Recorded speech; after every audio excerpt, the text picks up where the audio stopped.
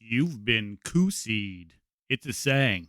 Well, it is now. MP Coosied is just stellar in this question performance produce or any whatever. documentation claiming to contain our consent to be named as resources in this TA. We also request documentation of alleged correspondence and feedback between Bottler and Karadix during the implementation of this TA, including naming Patrick Van Ambiba as a resource based on Bottler's feedback. I then look at your response, Ms. Chen, on June 5th, Monday, June 5th, 2023, in an email back to Ms. Dutt, which states, in light of the facts presented to us, Canada has determined this matter is an issue between the three parties, yourself, the contractor, Dalian Enterprises, and Karadix Technology Consulting in joint venture, and the third party, GC Strategies. No further action required on our part. When you got that initial email from Ms. Dutt, who did you consult with? Thank you for the question. I consulted with our legal advisor at Justice. Okay, did you consult with anyone else on your team? Did you consult with Ms. Durrigan? Did you consult with Yes. Mr. Mills? Yes, absolutely. Okay, and what was their recommendation at that time? $10 million investigate the to matter and bring it up non-IT techs Dalian for and an Karadix. IT program Who app. made the final decision? I don't see a problem here. Do you? This is regular order business. Give millions to people that really aren't qualified. Hey, it's a board member. Check out Barrett. Who made the final decision that you could simply say back to Bottler that, we wash our hands of this. We consider the case closed from our part. You're going to have to work it out with the other individuals. Who made that final decision? It was a collective decision. Who made the final decision? There must have been one person that said to you, Ms. Chan, you know what? We're not going to deal with this. We're not going to get involved. This is the way it is in the government Canada. People get paid outlandish amounts. This is the way contracting is. We just sign the sections. I was very fortunate to be with Global Affairs Canada for close to 15 years. I was a management consular officer there. I've been through procurement strategies. The training, I'll admit I haven't received the extent to which you have, but it's very clear, the outlines for what classifies for a sole proprietorship, when these conditions are not met, what it is. That when there is a contract you are drawing from with a preferred supplier, that it is astounding that these contracts were 4 times over the amount. The rules are very clear. They're very precise. But at the same time, we have our own judgment as individuals and as teams, where we go, this doesn't make sense. This is an outlandish amount, or this doesn't make sense. And at some place, the buck has to stop, and it's somewhere someone has to take responsibility. So who made the final decision that it was not for you to decide? You can wash your hands of it. Your organization could wash your hands of it, and you could just write that note to Ms. Dutt and say that that Canada is not involved, and you have to work it out with these other 3 shady companies. I will repeat myself that it was a collective decision that was based on the evidence that were provided by the contractors. That was also in consultation with our legal advisor. I came to that conclusion. I shared that conclusion with my supervisors, Ms. Mansour, Ms. Durgan. We all 3 of us agreed. I executed and I sent the email. Okay, so you're taking personal responsibility for that. I have some more news for the committee. In that June 5th email, it does say Canada has determined. Well, Canada, as outlined under the Government of Canada buy and sell website, that Canada is defined as His Majesty, the King, in right of Canada, as represented by, wait for it, the Minister of Public Works and Government Services.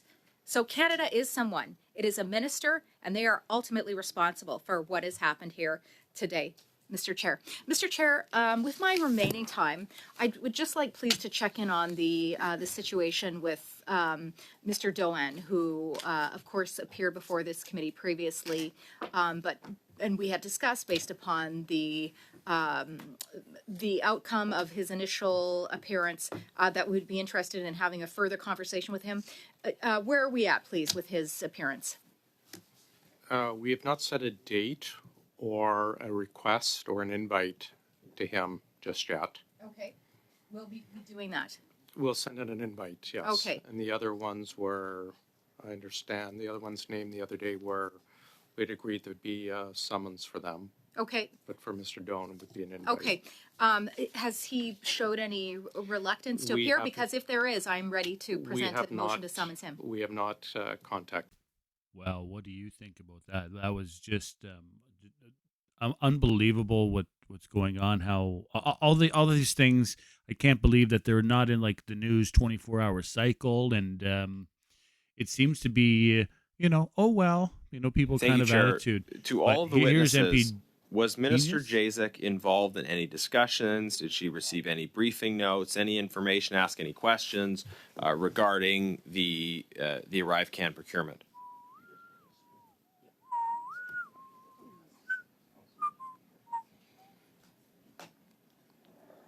Boom. Mr. Chair, I'm not recalling briefings that I participated in. I'm not sure if aware of any that Mr. Jacek was involved with. She's the minister responsible for procurement. This was a relatively high-profile project. Surely, did she ask any questions? Would it have been normal to let the minister know what was going on? I'm getting long pauses here. It's a little bit of a spread. So, Mr. Chair, at the time when a lot of these early procurements were going on for ArriveCan, the focus was certainly in the early days of the pandemic around acquiring PPE. Yeah. It was about inquiring about getting vaccines, about getting tests and Sorry, testing. I know a filibuster when I see one. Was Minister Jacek informed of did she receive any briefing notes? To your knowledge, like it's a pretty simple question. Either she was kept completely in the dark and didn't ask any questions, or she was aware it was going on. Which is it? So I believe she would have seen some products such as our contracts that would have been done under COVID authorities, and so a number of the contracts. But the initial contracts, including with GC ArriveCan Strategies, or not? the initial contracts that were put in place with GC Strategies predated Minister Jacek. Okay, Minister Mills, can you just answer the question? Did Minister Jacek ask any questions, ask for information, receive any information? Would that have been normal or expected? Mr. Chair, to my knowledge, I was not asked to provide any briefing on ArriveCan to Minister Jacek.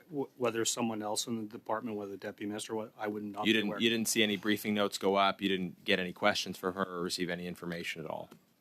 She Mr. said Chair, either just profoundly incurious about this relatively important project for the government of Canada. Does that seem surprising to you? I cannot. This is Sorry, I just don't recall. I have to go back and look at my records. Okay, could you reply to that question in writing to this Yes. committee? Thank you.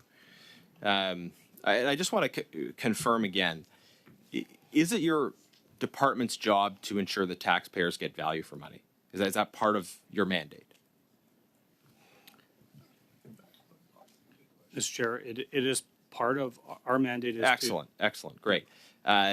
So when you look at the fact that $54 million was spent on this app, and as I outlined earlier, you look at the fact that various comparable apps that were prepared under the previous Conservative government were done for much lower costs, generally under $500,000, in one case going up to $3 million.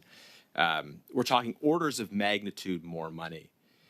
Did you look at this contract and say, this isn't value for money? Or did you look at it and say, yep, sounds fine, stamp? Mr. Chair, I think has been provided to this committee before.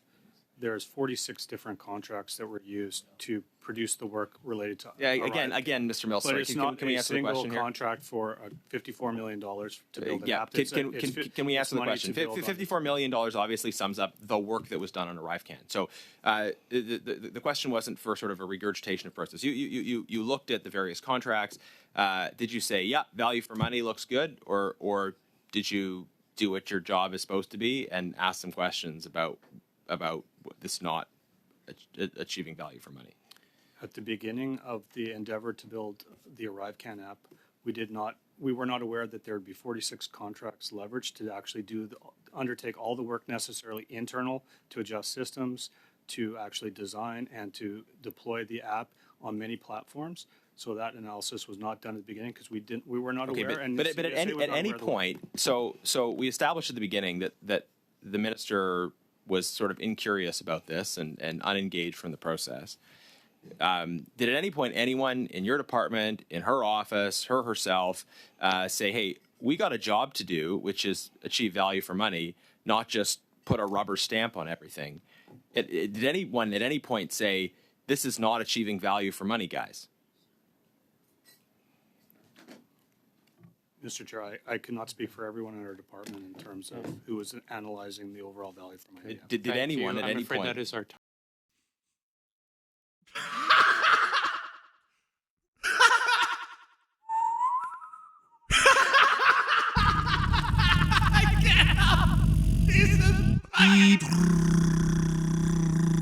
Drum roll, please.